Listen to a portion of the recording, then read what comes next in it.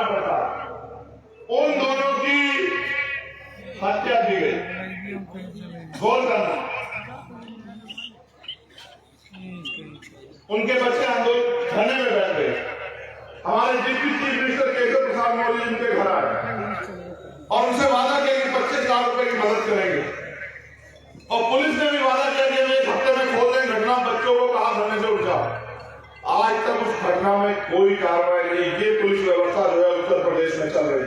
और मुख्यमंत्री जी, उप मुख्यमंत्री दोबारा नहीं पूछा मौर्य परिवार से कि कहां, किस हालात में रोटी मिल रही, नहीं मिल रही है, कपड़े है या नहीं है, खाने को सर पर ढकने के लिए छत है या नहीं है। फिर ऐसे नेताओं का सत्ता में आने का भी फायदा क्या है पिछड़ों को।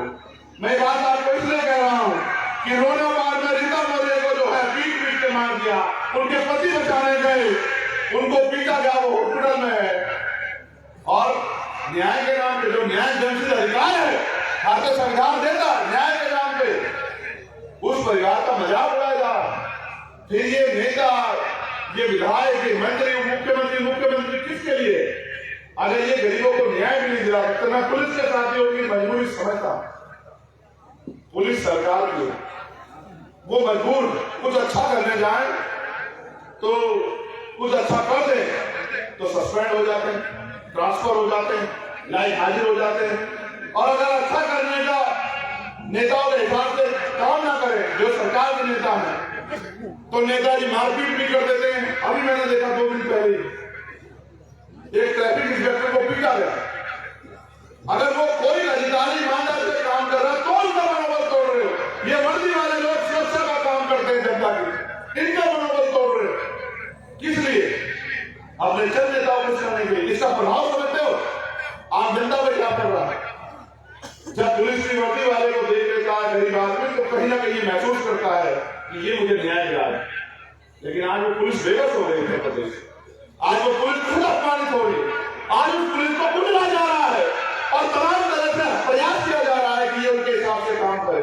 मैं पुलिस के साथियों को उनकी मजबूरी समझते कहूंगा कि कोई भी, क्योंकि आपको संविधान की वजह से, आपकी मेहनत की वजह से नौकरी मिली, कोशिश करना किसी नेता के इशारे पर ऐसा कोई काम मत करना कि गरीबों की हाय, गरीबों की बददुआएं आपको लग जाए।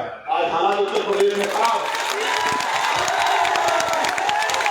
आज हालात उत्तर प्रदेश में खराब है। मैं, मेरा कोई बदले का मतलब है नहीं, मैं खुद को मानने वाला व्यक्ति हूं, मैं किसी से बदलना चाहता ही नहीं।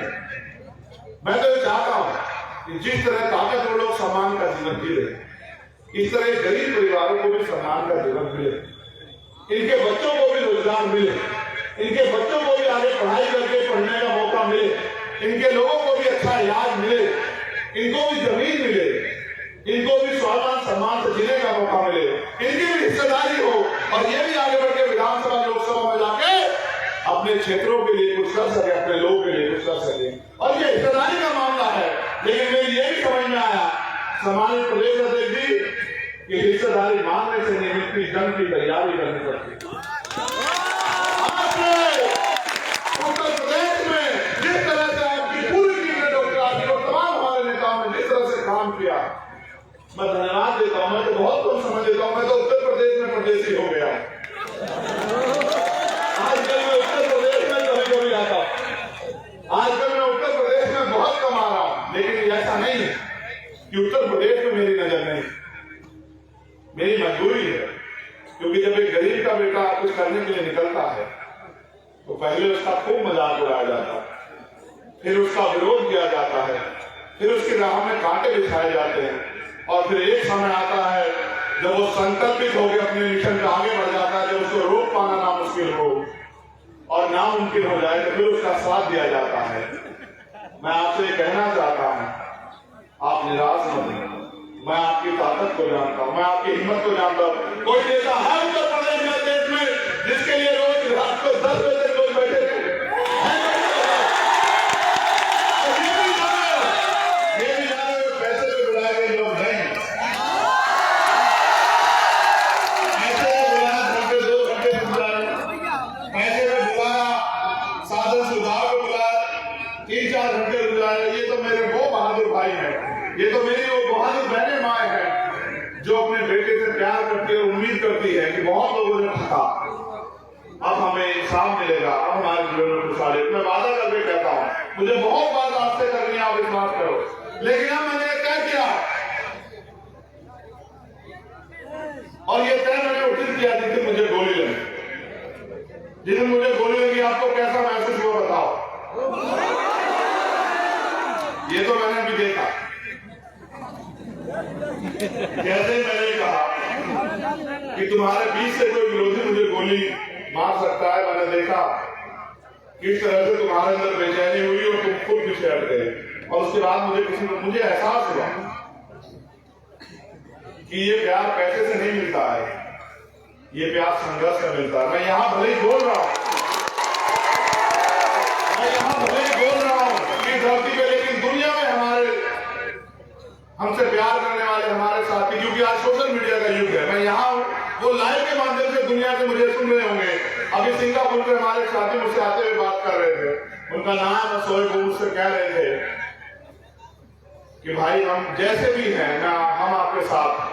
तो मैंने उनसे कहा कि आपने देखा कि चाहे वो भारत में जुर्म हो या भारत से बाहर कहीं भी हो, जब भी किसी कमजोर को सताया जाएगा, मैं आपको जानकारी के तौर पर बता रहा हूं कि जब इजराइल ने फिलिस्तीन के साथ अन्याय किया तो विदेश पॉलिसी को बेवकूफ बनाते हुए हमारे देश के नेता इजराइल का समर्थन करने लगे। मैं बात इसलिए कह रहा हूं क्योंकि दुनिया में बैठे लोग मुझे सुनते हैं। आपने देखा क्या हाल किया इजराइल में, छोटे छोटे बच्चे।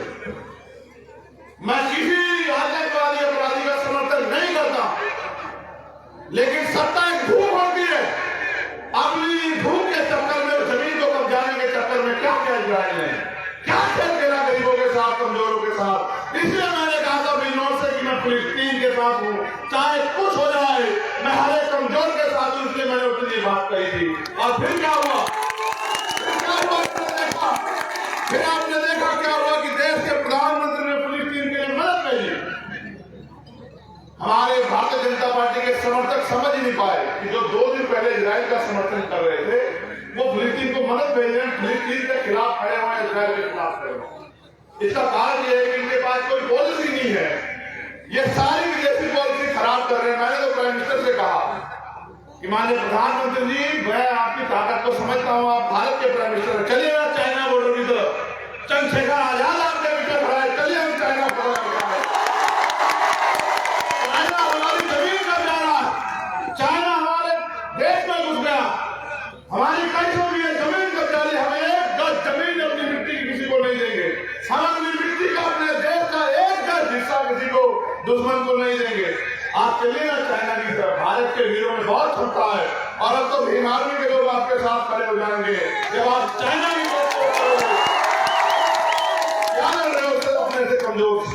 मैं बात आपको इसलिए बता रहा हूँ मिसाल के तौर पे कि आपको याद रहे कि चाहे अन्याय करने वाला आपका अपना हो या कोई गैर हो, कभी अन्याय करने वाले के साथ नहीं खड़ा होना मेरे लोगों, हमेशा उसके साथ खड़ा होना।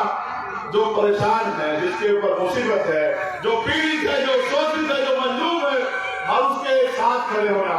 और मैं ठगे हुए लोगों से कह रहा, जो ठगे गए हर बार, बीजेपी हराओ, बीजेपी जिताओ, बीजेपी को हराना, इनको ले आओ। अगर आज कोई बीजेपी का मुकाबला पूरे देश में कर रहा है तो ये नीले पट्टे वाले लोग कर रहे हैं। बाकी किसी की हिम्मत नहीं है। अब मैं राजस्थान में था, नेताओं के यहाँ 4 बजे ईडी वाले बैठे थे। मैं दिल्ली में था, 6 बजे ईडी वाले बैठे थे। मैं उनको बुलाता रहता हूँ कि आओ किसी से हमारे साथ में बैठ के चाय पियो, लेकिन वो जानते हैं वो मुकाबला नहीं कर सकते हैं गरीबों का, ईमानदार लोगों का। वो जानते हैं कि इनके खिलाफ तो झूठी बातें फैलाओ जाओ कि अभी ये कमजोर हैं, अभी ये लापरवाह है, अभी ये जिम्मेदार नहीं। मैं आपको पूछना चाहता हूँ, हमारे मीडिया के लोग भी हैं जो रात को 10:15 बजे काम पे खड़े हो गए, आप सुन रहे हैं मुझे, वो गैर जिम्मेदार है। जिनको ये कहा जाता है कि नौजवान को समझते हैं क्या होता है? नौजवान वो है कि संघर्षों के साए में खरगोर जवानी पलती है। इतिहास बन जाता है जिसको और जवानी चलती है।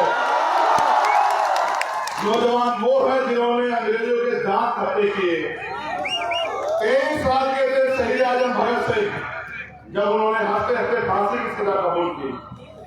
आप समझते हो, अपनी मिट्टी के लिए मर जाना, अपने देश के लिए शहादत देना, व्यक्तिगत लड़ाई कोई भी लड़ सकता है, लेकिन अपने समाज के लिए, अपने देश के लिए, अपनी मिट्टी के लिए कुर्बान हो जाना, ये जज्बा भारत की धरती में है। ये ऐसी बात धरती है, ये ऐसी पवित्र धरती है जहाँ का एक एक बहादुर हजारों पे भारी पड़ता है। ये ऐसी धरती है। आज तो हाल ऐसे है कि जो इस मिट्टी को 5 बार सजदा करते हैं सुबह से लेकर शाम तक, उनसे सर्टिफिकेट मांगे जाते हैं देश के प्रति ईमानदार होने के। जो अपने ईश्वर को याद करने से पहले, अपने खुदा को याद करने से पहले 5 बार सजदे में इस देश की मिट्टी को सलाम करते हैं, उनसे सर्टिफिकेट मांगे जाते हैं। लेकिन जो देश को नफरत में बांध रहे हैं, जो देश को चंद पूंजीपतियों को सौंप रहे हैं, उनसे कोई सवाल नहीं करता। जो पूंजीपति मित्रों के हजारों करोड़ रुपए माफ करते हैं, जो गरीबों पे 10,000 रुपए उनकी खाद बीतने का काम करते हैं, उनसे कोई सवाल नहीं करता। इसलिए मैं आपसे कहना चाहता हूं मेरे साथियों, आगाज हो चुका हूं। आपको अपनी लड़ाई अपने आप लड़नी है, कोई आपको सहारा नहीं देगा। इसलिए इशारे के तौर पर कह रहा हूं कि जाओ गली गांव में और मेहनत करके लोगों को एकजुट करो। आप देख लो कि लोग किस तरह से आपसे संबंध रखते हैं। चुनाव आएगा तो सब आएंगे। मेरी जगह होता कोई नेता तो कहता है यार उनसे कह दो मैं आ नहीं पा रहा हूं, लेकिन मेरा दिल नहीं माना। मैंने कहा और 2 घंटे भूखे रह लेंगे, लेकिन चलेंगे अपने लोगों के बीच, छोड़ेंगे नहीं। जब वो मेरे लिए पूरे दिन से बैठे हो सकते हैं तो मेरी क्या हिम्मत कि मैं उनके बीच ना जाऊं। मैं वादा करता हूं कि दिसंबर के माह में लौटूंगा। और मैं आपसे भीम आर्मी आजाद समाज पार्टी के नेताओं से कहना चाहता हूं, समय किसी का इंतजार नहीं करता, रुकेगा नहीं समय। मेहनत कर, समाज इंतजार कर रहा है, कोई इनको बुलाने आए। समाज कभी बिकाऊ नहीं, समाज कभी कमजोर नहीं था। ये लोकतंत्र है, जिनका वोट होगा उनका राज भी स्थापित होगा, कोई रोक नहीं सकता। मेहनत करो। और जो लोग आज हमें कमजोर समझ के हमारी परमिशन कैंसिल कर रहे हैं, उन अधिकारियों से कहना चाहूंगा ये लोकतंत्र है। और अगर देखना हो तो मैं क्रिकेट बहुत देखता हूं।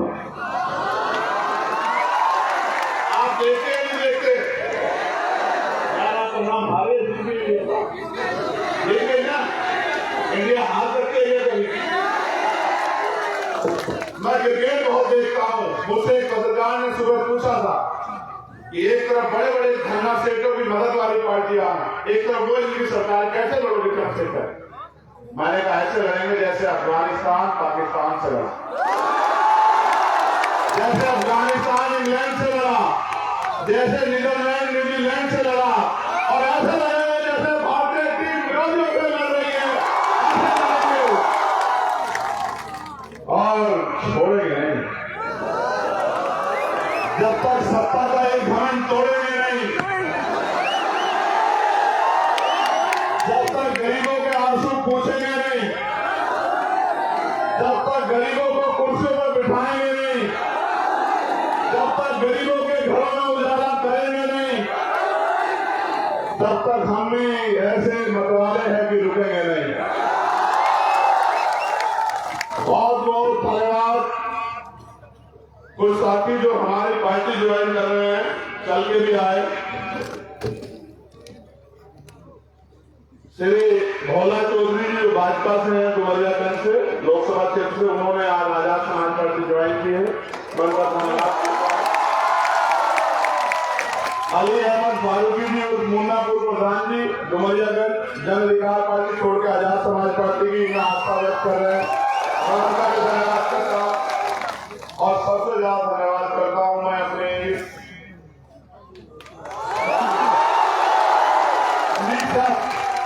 आपके लिए कोई शब्द नहीं है मेरे पास, कोई शब्द नहीं, कोई बात नहीं। मैं जब घर से चला था 2013 में, नहीं पता था क्या होगा, ये भी नहीं पता था कोई साथ देगा नहीं देगा। काशीराम साहब की एक ही बात याद थी कि अकेला ही चला हूं, मंजिले जाने लोग मिलते चले गए और कार वापस आ गया। एक मैं और एक हमारे राष्ट्रीय अध्यक्ष नेता सिंह जी, और फिर एक आज ये समन्वय है। देश के किसी कोने में चले जाओ, प्रदेश के किसी कोने में चले जाओ, जहां जाओ वहां प्यार ही प्यार है। जहां जाओ उन आंखों में उम्मीदें हैं कि कोई तो है उनका अपना जो उनके लिए लड़ रहा। मैं धन्यवाद दूंगा भाई अब्दुल्ला को। एक जोरदार नारा लगा, अभी बताऊंगा कहीं को लगाना है, मैं दिल में नहीं रखता कोई बात।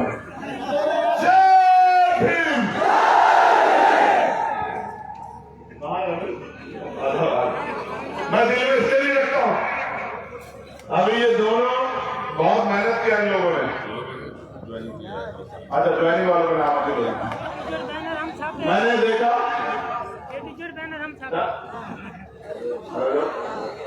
नहीं आप तुम्हें लाई साहब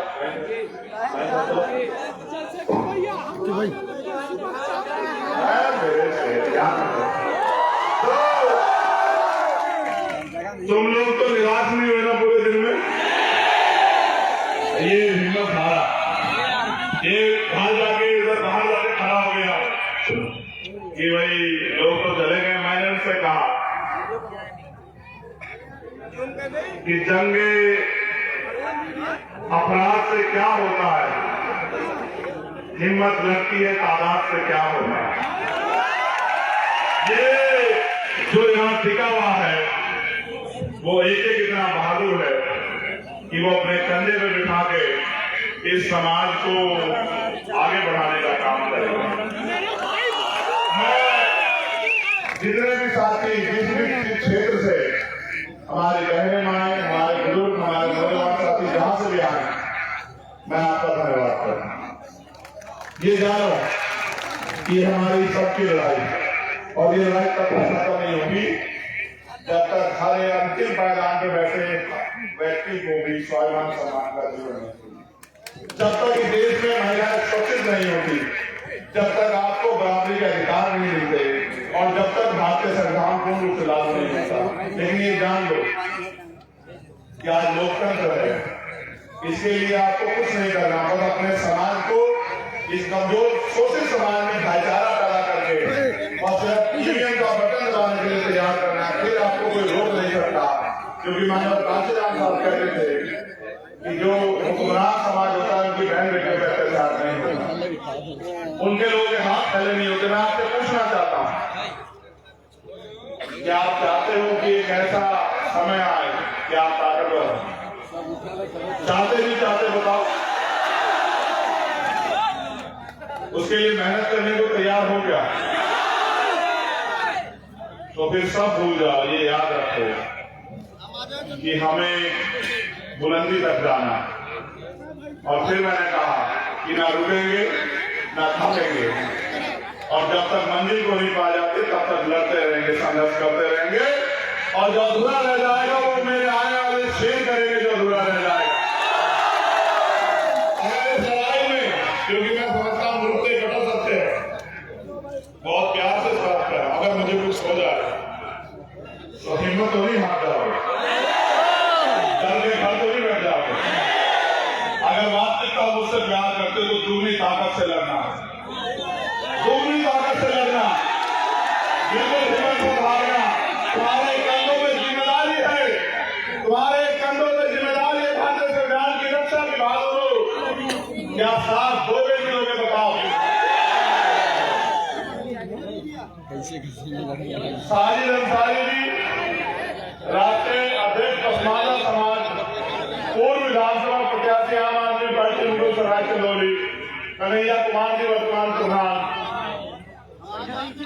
ये सलमा हमारे अब तो जो भी थर्ड जेंडर को मान्यता है, ये लिखना इस तरह के सब मैं अच्छा नहीं लिखता हूँ। मैं समझता हूँ वो बहन है, भाई है, हमारे साथी है। राष्ट्रीय अध्यक्ष किन्नर समाज में उनका भी, वो भी उन्होंने ज्वाइन किया, मैं उनका भी धन्यवाद करता हूँ। सबसे ज्यादा धन्यवाद करता हूँ आपका, आप हैं तो हम हैं।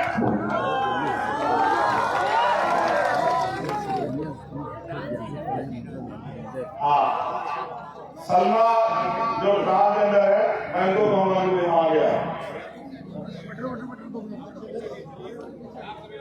जिनको भी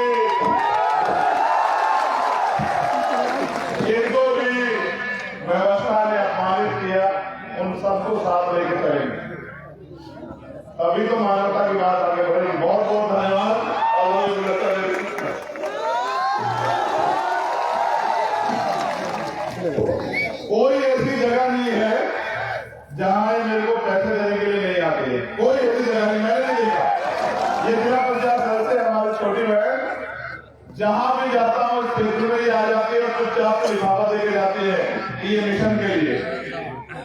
आप समझ नहीं सकते हो, धन्ना सेठों की पार्टी का